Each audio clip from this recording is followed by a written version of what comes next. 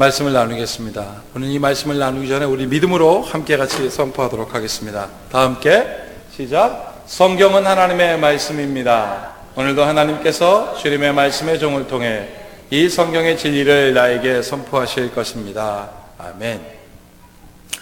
오늘 말씀의 제목은 좁은 문 그러나 열린 문이라고 되어 있습니다. 우리 말씀의 제목을 한번 보여주시겠습니까? 자, 여러분 이 글씨를 보십시오. 좁은 문 그러나 열린 문.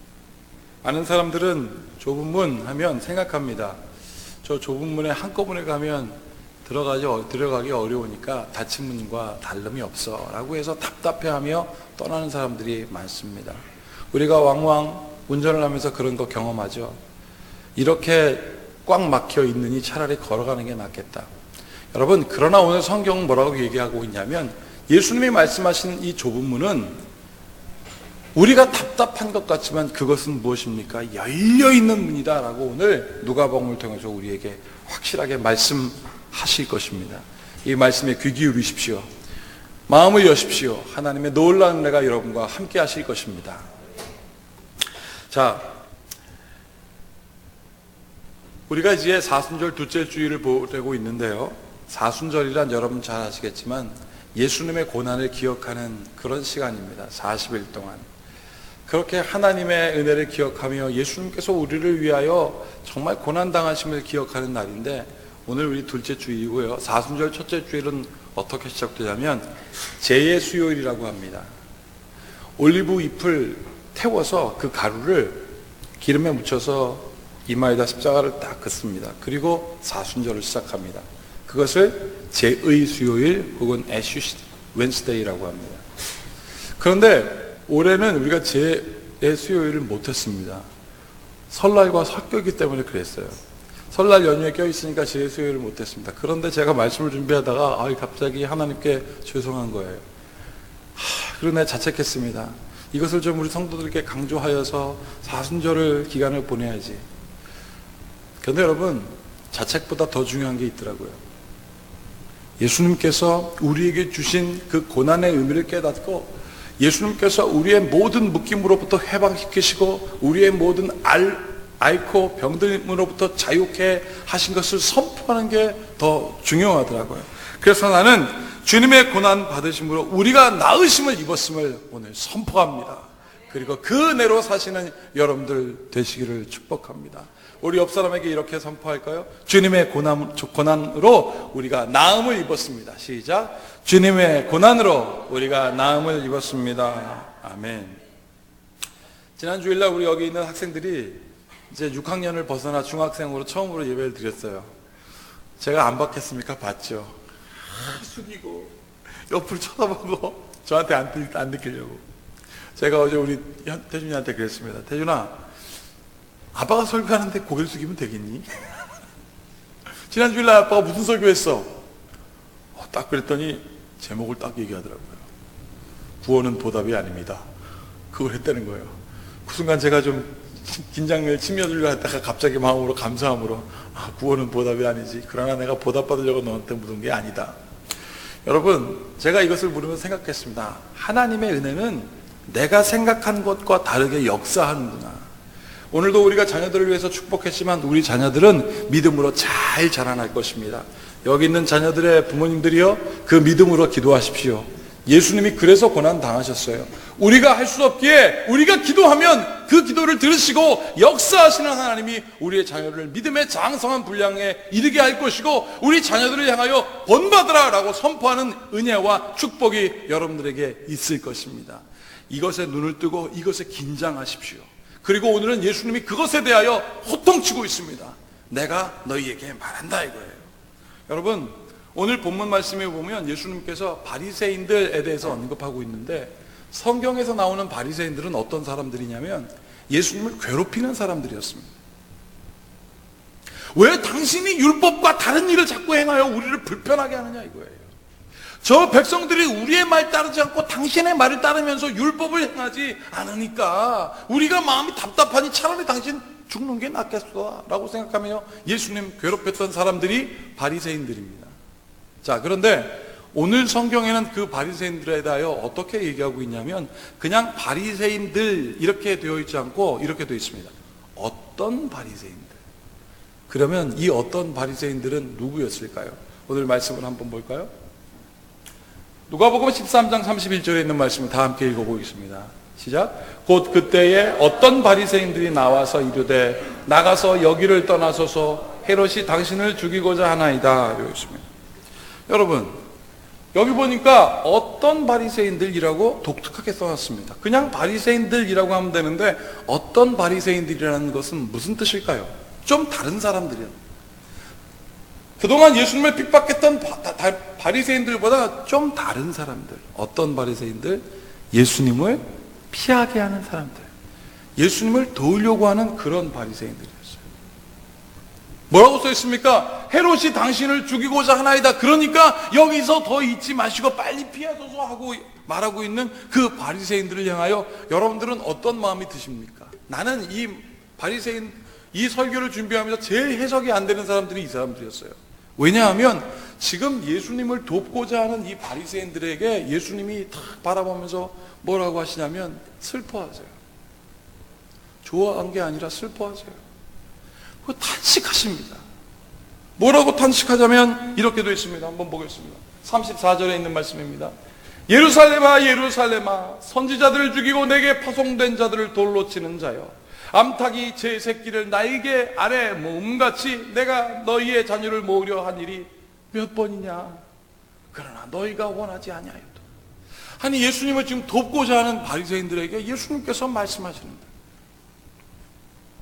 예루살렘아 예루살렘아 내가 너희를 암탉이 새끼를 품어 모음과 같이 한 것이 몇 번이냐. 도대체 몇 번이냐. 이 사람들을 들었을 때 얼마나 황당했을까요? 예수님 도우려고 했는데 그러면서 뭐라고 말씀하십니까? 너희가 원하지 아니하였다. 나는 이 말씀 묵상하면서 그런 생각했습니다. 그래도 예수님께서 본인을 돕고자 하는 저 어떤 바리새인들, 나머지 바리새인들 말고 저 어떤 바리새인들을 향하여 안타까워 생각해서 그런 거 아닐까요? 너희들은 깨달아라 예루살렘아 예루살렘아 내가 너희들을 품은 적이 몇 번이냐. 한두 번이 아니지 않냐. 근데 너희들은 들어라 너희들은 들어라. 그런데 여러분 안타까운 거 뭔지 아십니까? 안 듣는 거예요.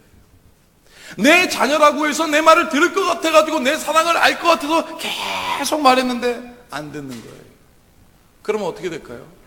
오늘 예수님처럼 답답해지는 것입니다.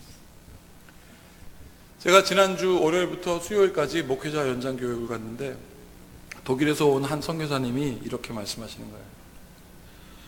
한국의 어떤 큰 교회에서 예배를 드렸답니다. 그 설교를 들었대요.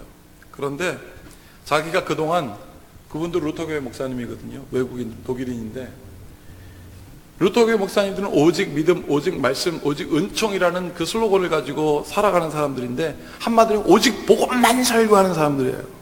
그런데 자기는 루터교회에서 한 번도 그 어떤 목사님으로부터 복음에 관련된 아주 복음에 꽉 찬 설교를 들어본 적이 없는데 어떤 큰 교회에 가서 그 목사님의 설교를 듣는데 그 목사님의 설교가 처음부터 끝까지 다 복음만 있더라는 거예요. 복음, 오직 예수님의 복음. 제가 그 얘기를 듣는데 마음이 불편하기 시작했습니다. 나는 복음을 선포하는데 이게 자꾸 마음에 그런 불편한 생각이 들더라고요. 복음을 선포하는 사람 다 들어본 거 아니지 않겠습니까?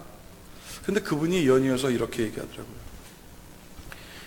복음만 선포하면서 심지어 그 목사님이 그렇게 얘기했다는 거예요. 서로 이렇게 인사하라는 거예요. 자, 따라해 봅시다. 여러분은 변할 것이 하나도 없습니다. 라고 서로 인사하라고 그랬대요. 여러분들은 변할 것이 하나도 없습니다. 성도들이 의아해하면서도 인사한 거예요. 자, 여러분들 당신은 변할 것이 하나도 없습니다. 이게 무슨 뜻인가 생각해 보니 이런 의미였던 거예요.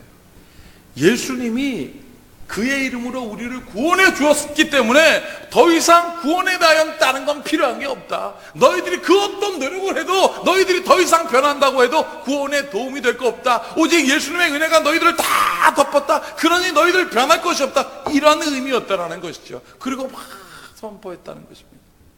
이분이 그 복음에 꽉 찬 설교를 듣고 외국인이잖아요. 한국말 되게 잘하시거든요. 은혜를 받고 이제 성도들의 표정은 어땠을까? 그리고 예배 끝나고 집에 돌아가는 성도들 얼굴을 탁 봤답니다. 자긴 기대했대요. 오늘 복음적인 설교만 들었으니까 막 기뻐하면서 할렐루야 막 오늘 복음의 승리 막 이러고 갈 줄 알았대요. 그런데 예배 드리고 집에 가는 성도들이 다 얼굴이 이해가 안 간 거야. 복음 설교만 들었는데 왜 저럴까? 여러분, 여기엔 역설적인 의미가 있습니다. 무슨 의미가 있을까요? 매주마다 율법적인 설교, 메시지만 기대하는 거예요. 이런 거죠. 어떻게 하면 하나님께, 여러분들이 어떻게 하면 하나님께서 복을 주실까요? 이렇게 살면 복 받고 저렇게 하면 저주 받습니다. 저렇게 하면 하나님의 심판 받습니다. 라는 설교에 귀 기울여 있기 때문에 복음 얘기만, 복음의 설교만 탁 들으면 헷갈리는 거예요.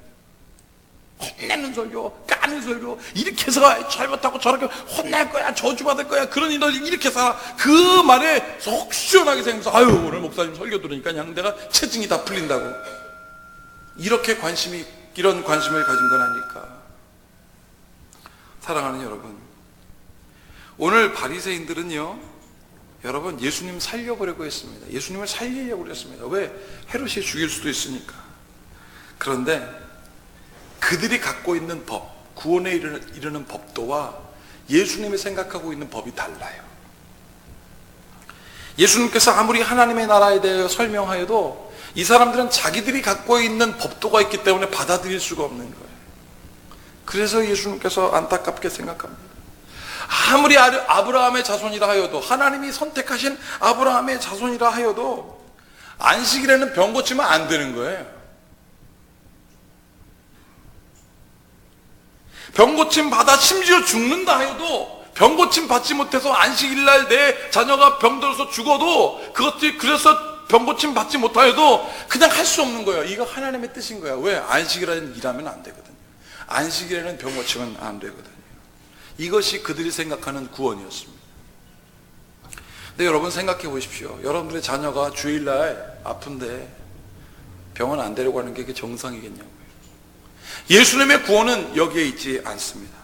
안식일날 고통받아서 죽음에 이르는 자들을 예수님은 절대 외면할 수 없었던 거예요. 예수님에게는 이것이 있을 수 없는 일입니다. 자기의 자녀들이 앓고 병들어 죽어서 하나님을 떠나가는 것은 예수님에게 있을 수 없는 일이에요. 그래서 예수님은 하나님의 뜻이 무엇이냐 묻는 사람들에게 분명하게 이렇게 얘기했습니다. 여러분, 하나님의 뜻은 무엇일까요? 예수님께서 이렇게 얘기했습니다. 하나님의 뜻은 무엇이냐?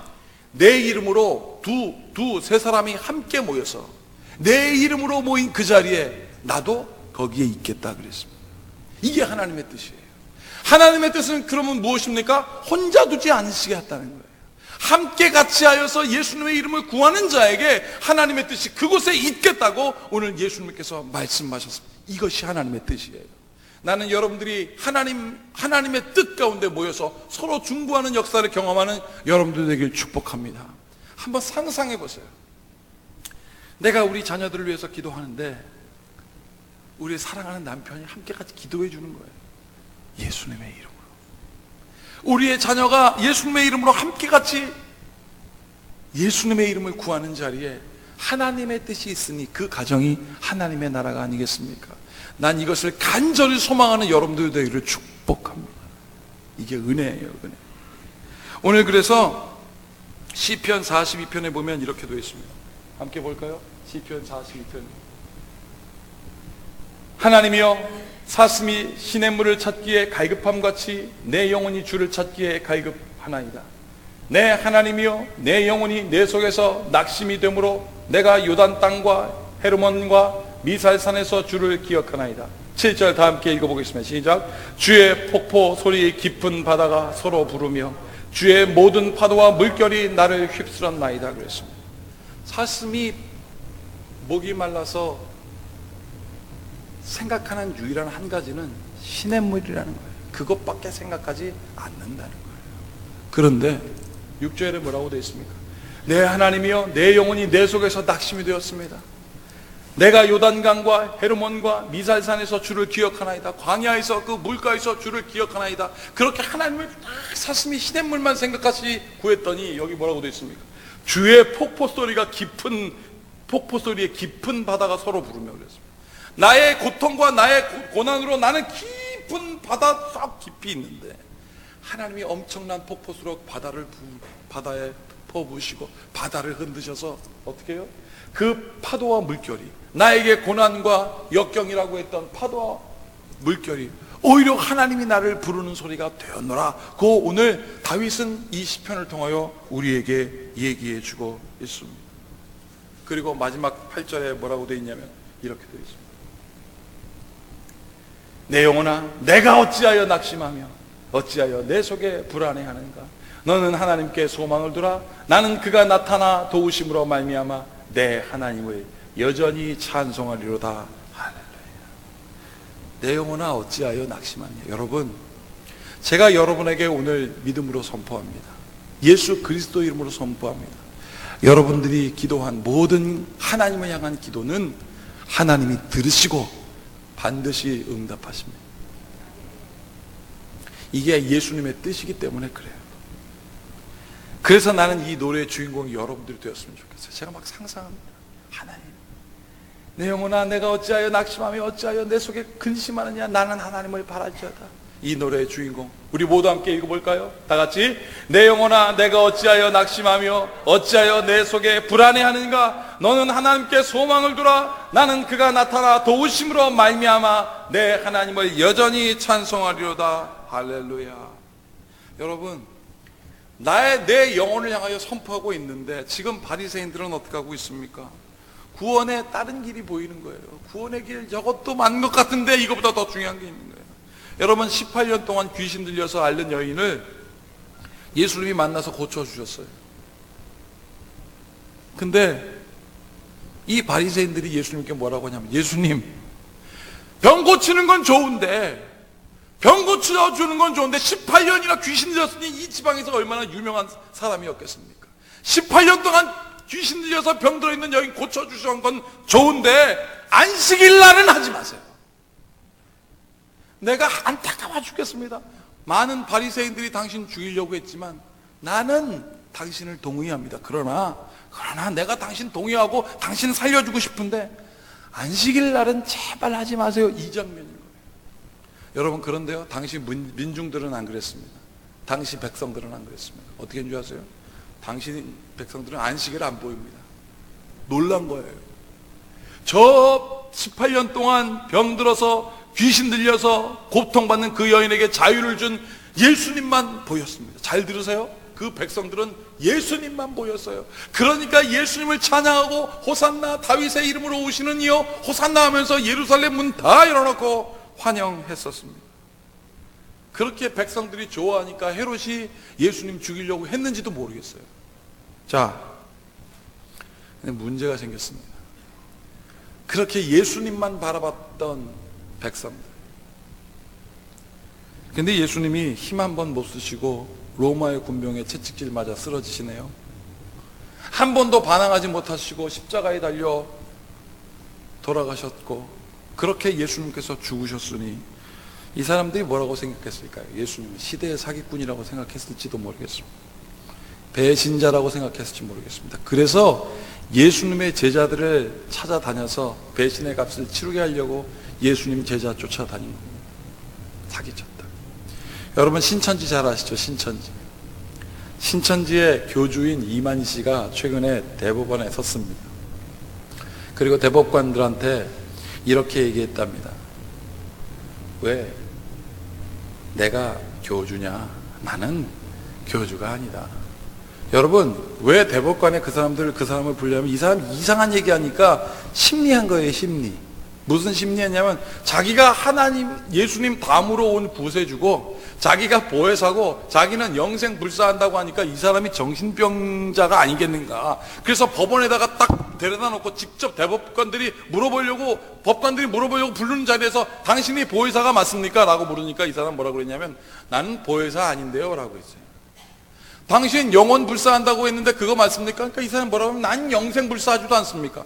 당신이 다시 온 메시아라고 했는데 그거 맞습니까? 라고 하니까 이 사람 뭐라고 하냐면, 나는 인간 이만이지 난 영생 불사하는 메시아가 아닙니다 라고 했습니다. 뉴스앤조이에 나온 기사입니다. 자, 그리고 기사 끝에 이렇게 돼 있었습니다. 이제 신천지는 어떻게 될까요? 여러분, 이거랑 비슷합니다. 예수님이 죽으셨으니 나는 부활이요 생명이 나로 말미암지 않고는 하나님 아버지에게 갈 수 없다라고 말했는데 예수님 죽으셨어요. 사랑하는 여러분, 그런데요, 이렇게 예수님이 돌아가셨고 사람들은 이제 예수님 믿기 전의 단계로 다시 다 돌아갔습니다. 비록 좁은 문이었지만 분명 열려 있었던 그 복음의 실제인 하나님의 그 은혜가 닫혀버린 거예요, 그들에게는. 그래서 예수님께서 말씀하신 그 말씀이 그대로 이루어졌습니다. 한번 보십시오. 이렇게 되어 있습니다. 누가복음 13장 35절. 보라, 너희 집이 황폐하여 버림받으리라. 내가 너희에게 이르노니 너희가 주의 이름으로 오시는 이를 찬송하리로다 할 때까지는 나를 보지 못하리라 하시니라. 정말 그랬습니다. 그들이 예수님 보지 못하기 시작했습니다. 자, 그런데 오늘 말씀처럼 예수님은 어떤 교주 그런 사람과 같지 않았습니다. 예수님은 어떻게요? 구원의 날개를 피셨습니다. 그리고 다시 그의 성도를 불러 품기 시작했습니다. 그게 바로 부활이에요. 달랐어요. 그리고 제자들이 그것을 목격했고 사람들이 그것을 목격했을 뿐만 아니라 성령의 충만함을 경험하게 되었습니다. 그리고 떠나갔던 모든 사람들이 다시 제자리로 오게 되었는데요, 처음에 예수님을 만났던 사람들보다 더 수많은 사람들이 주님의 부활을 목격을 하고 주님의 성령의 충만함을 입고 더 많은 사람들이 예수님께 돌아오게 되었습니다. 여러분, 나는 이 복음의 가득한 설교를 준비를 하면서도 그러나 마음에 자꾸 고뇌와 회심이 드는 거예요. 왜 그러냐면 오늘 여기서 얘기하고 있는 바리새인들이 꼭 나 같은 거예요. 하나님은 믿고 따르지만 그 믿음대로 살지 못하고, 말씀은 전했는데 전한 대로 살지 못하고 교회를 걱정하고, 수많은 주님의 사람들이여 종이라고 한 사람이 물질을 걱정하는데 내가 이 바리새인과 뭐가 다르겠나라고 계속 고민했어요. 심지어 어제 새벽까지 고민했어요. 그런데 새벽 한 1시쯤 이르렀는데 내 마음 가운데 이 마음이 확 들어오는 거예요. 하나님, 오늘 이 모든 것을 내려놓습니다. 내가 나를 정죄하는 것이 아닙니다. 나를 내려놓습니다. 오늘 주님께서 나에게 말씀하십니다. 주님의 나에게로 나를 다시 품어주시옵소서. 그리고 말씀을 전할 용기가 생기더라고요. 여러분, 철학자들이 얘기하잖아요. 인간은 생각하고 그 생각은 존재를 의미한다. 그래서 데카르트가 이런 얘기합니다. 나는 생각한다, 고로 존재한다. 이게 무슨 뜻인 줄 아세요? 인간은 자꾸 생각해요. 왜 생각하냐면 증명하려고 그러는 거예요. 뭘 증명하려고 합니까? 여러분, 여러 가지 생각 때문에 잠 못 이루고 고뇌한 적 있으시죠? 저도 그랬었습니다. 왜냐하면 될 것 같은 거예요. 여러 가지 생각이 될 것 같은 거예요. 그래서 인간이 자꾸 생각합니다. 뭐 하려고요? 증명하려고. 그래서 나온 게 과학입니다. 연구해서 뭔가 증명하려고. 그러나 난 여러분들에게 선포합니다. 여러분들이 증명하려고 하지 마십시오. 이미 증거가 우리에게 있기 때문에 그렇습니다. 그 증거인 예수 그리스도 이름이 우리에게 있기 때문에 그렇습니다. 그 이름으로 능치 못함이 없었던 일들이 우리에게 있기 때문입니다. 우리가 생각하기 이전에 믿음으로 반응하는 여러분들이 되기를 축복합니다. 제가 한 재미있는 실험을 여러분들에게 소개하겠습니다. 이 실험은 누구를 대상으로 한 거냐면 IQ 130이 넘는 천재들을 대상으로 실험을 하였습니다. 실험의 내용들이 너무나 많습니다. 묶어 있는 실타래를 푸는 방법, 블럭을 몇 번 어떻게 싸는 방법, 이런 거 있는데 제가 잊지 못하는 아주 인상적인 실험이 있는데 그건 뭐냐면 문을 여는 실험이었어요. 문을. 닫혀있는 문을 열어라는 게 실험이었습니다. 3분을 줬습니다. 3분 동안 IQ 130이 넘는 사람들이 한 12명 있었습니다. 그 사람들이 3분 동안 과연 이 문을 열까 말까, 그게 시험이었어요. 자, 똑똑한 사람들이 나타났습니다. 문을 딱 열었습니다. 근데 똑같아요. 12명 똑같이 시작합니다. 어떻게 문 앞에 딱 서더니 문고리를 딱 잡아요. 앞뒤로 밀고 당깁니다. 옆으로 좌우로 밀기 시작합니다. 근데 안 되니까 그 다음부터 어떻게 쓸까요? 도구를 쓰기 시작합니다. 망치로 때리려고 그러니까 PD가 얘기합니다. 그건 안 돼요. 망치가 안 되니까 그 다음부터 열쇠로 쑤시고, 열쇠가 아니라 무슨 바늘 같은 걸로 쑤시고, 그래도 안 되니까 이제 카드. 카드로 무슨 문고리 옆에를 막 쓰시면 문 열릴까? 그래도 안 열리니까 막 문을 차면서 이 사람들이 뭐라고 하냐면 자꾸 시간이 가니까 아니 이거 문 안 열리는 거 아니야! 라고 소리쳤어요. 근데 PD가 얘기합니다. 그 문 확실히 열립니다. 12명 정도 지도했는데요. 한 3, 4명 통과했습니다. 근데 그 중에서 많은 사람들이 3분이 뭐예요? 10분 넘게 걸려서 통과했는데 그 중에 한 여인이 있습니다. 1분도 안 돼서 문 열었어요. 그래갖고 끝나고 인터뷰였습니다. 아니 많은 사람들 그렇게 오래 걸리고 12명 중에 3명, 4명밖에 통과 못했고 그 사람들이 10분이 넘게 걸렸는데 어떻게 당신은 1분 안에 통과했습니까? 난 근데 그 여인의 그 대답이 굉장히 놀라웠습니다. 이렇게 얘기합니다. 나는 이 문이 열린다는 것을 확신하였습니다. 문을 앞뒤로 밀어보고 문을 좌우로 밀어서 열리지 않으면 다음은 위아래겠지요 라고 생각했다. 앞뒤가 아니면 좌우겠고 그래서 나머지 생각은 위아래구나. 실제로 이 여자가 어떻게 문을 열어놔서 버렸다니까 앞뒤로 막 당기기 시작하더라고요. 그리고 미닫이 문 있잖아요. 옆으로 막 밀더니 손을 딱 놔요. 한 발짝 딱 이렇게 박자를 끼고 있다가 가까이 툭툭툭 걸어가더니 문 밑에서 손을 쑥 열고 나가는 거예요. 제가 그걸 보고 얼마나 소름 끼쳤는지 모릅니다. 여러분, 믿음이란 뭘까요? 믿음이란 이런 거 하지만 내게 은총 주시는 하나님이 나를 부르셨다는 확신을 가지고 대면한다면 앞뒤로 안 열리고 좌우로 안 열려도 하나님은 그 문을 열리게 하시기로 우리에게 이미 작정하셨던 사실을 믿으십시오. 그래서 그게 좁은 문인 거예요. 세상 방법으로 안 되는 좁은 문이에요. 그러나 하나님은 열게 하십니다. 그 은혜가 여러분들에게 있을지어다. 여러분, 그래서 사도 바울이 막 기쁨으로 빌립보서 3장 17절에 이렇게 얘기했습니다. 보세요. 다 함께 읽어보겠습니다. 시작. 형제들아, 너희는 함께 나를 본받으라. 그리고 너희가 우리를 본받은 것처럼 그같이 행하는 자들을 눈여겨보라 그랬습니다. 나는 본받았으면 좋겠어요. 우리 큰빛교회 생리 있잖아요. 모든 성도 다 젊어 보이는 거 막 어디가 눈여겨보라고 말하고 싶어요. 그러나 이것보다 더 중요한 게 뭔지 아세요? 우리 성도들의 삶 통해서 구원이 막 보여지는 거예요. 나를 본받으라, 눈여겨보라 말이죠. 제가 여러분들에게 진짜 눈여겨볼 만한 사진 하나 보여드리겠습니다. 자, 보여주세요. 여기 웃는 사람은 뭔지 알 겁니다. 어제 우리 청년들이 강화도 가가지고 찍은 사진이에요. 우리 청년들이 저 바닷가에서 하나 둘 셋 하고 뺑쩍 뛰었는데 그걸 절묘하게 사진을 탁 찍었습니다. 제가 이 사진을 보고 저는 실루엣만 봐도 누군지 다 알아요. 자, 그래서 여기서 빠진 사람을 봤습니다. 여기 재원이 빠졌지, 혜빈이 빠졌지, 진호 빠졌지, 사진 찍는 사람 빠졌지, 등등 빠지나 서울에 있는 친구들, 저기 대전에 나가 있는 친구들, 저 캐나다에 있는 청년들 했더니 자그마치 여기서 빠진 청년들이 18명이나 돼요. 합하니까 거의 30명 돼요. 제가 하나님 막 기뻐지는 거예요. 그러면서 저기서 청년들이 다 근데 딱 보니까 청년이 아는 사람이 하나 있어요. 그 사람이 누구냐면요, 키는 굉장히 큰데 땅에서 제일 조금 점프한 사람, 바로 우리 서영호 목사님입니다. 서영호 목사님 저 오른쪽 끝에서 세 번째 서영호 목사입니다. 이렇게 딱 할렐루야 하고 계신 분. 제가 서영호 목사님을 딱 보고 그런 생각이 들었어요. 서영호 목사님 올해 50이에요. 50인데 20살 청년들이 뛰자니까 뛴 거예요. 제가 이런 생각이 딱 들더라고요. 청년들과 함께 있으니까 50살 허리 아픈 분이 허리가 용수철돼서 뛰는구나.